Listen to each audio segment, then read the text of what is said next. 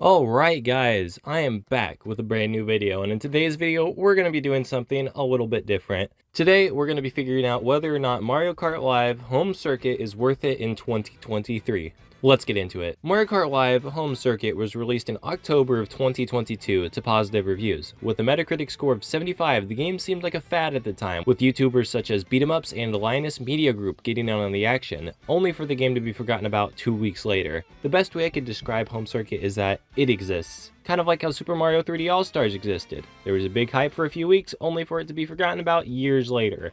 Nowadays, you don't hear too many people talking about Home Circuit anymore, which is a shame because this technology has some serious potential. Mario Kart Live Home Circuit takes the Toys to Life genre popularized by Skylanders and takes it to the extreme. Instead of putting an action figure on a portal and playing with a glorified save file, you connect the cart to your Nintendo Switch and have a real-life game of Mario Kart. When starting up Home Circuit, you can choose between 3 cosmetic categories, changing the way your cart looks in-game. Once in-game, there are 3 race options: Grand Prix, Time Trial, and Custom Race.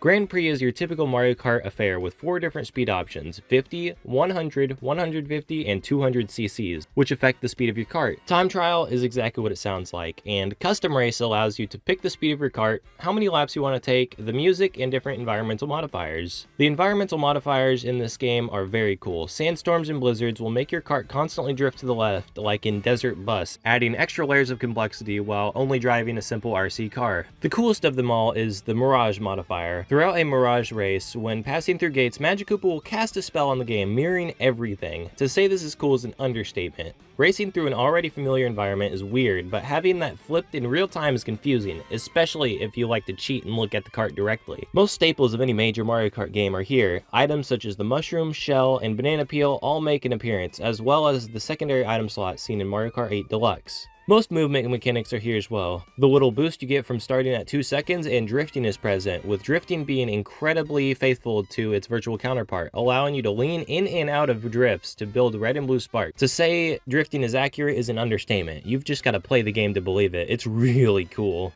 When Home Circuit was first released, there were some complaints about the battery life in 150cc and 200cc modes, but given how relatively small I build my tracks, I only ever go 50 or 100cc's. Unless you're playing for more than 1 hour at a time, battery life shouldn't ever be a real issue. The actual gameplay is similar to Mario Kart 7's first-person mode, but with a larger FOV.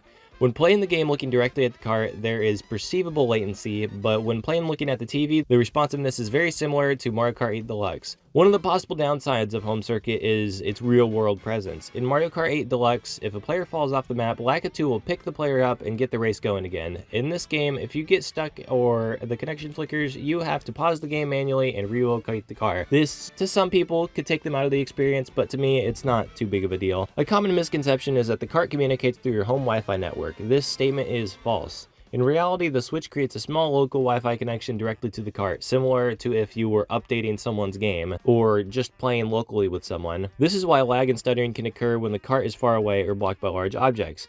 So far, the best way I found to play the game is to play the game undocked and in the middle of your track. That way you are equal distance to the cart and you shouldn't really get any issues.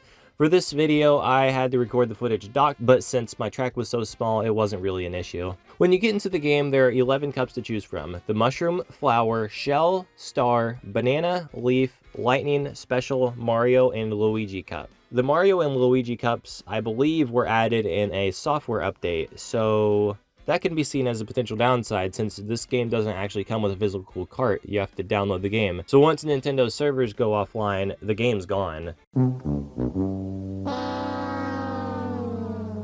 Each track has its own environmental gimmick. Ember Island has pools of lava that will stop the cart. Magikoopa Mirage has the mirage effect like mentioned earlier that mirrors the whole track.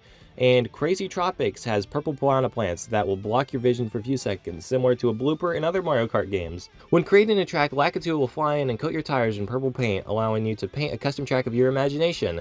Another thing to note is that the Koopaline NPCs will always follow the track, so it is possible to cheese the AI by not taking any extra loops you may put in your track. It would be cool to see other games live this nature, but the price is not as attractive as the gameplay. Mario Kart Live Home Circuit, direct from Nintendo, is $100. For some people, this is acceptable, but to others, not as much. In a day and age where Tombstone Pizza and a tube of Pringles is $8, it gets harder and harder to justify big purchases like this. And it's not like the game will ever get any real discounts from Nintendo.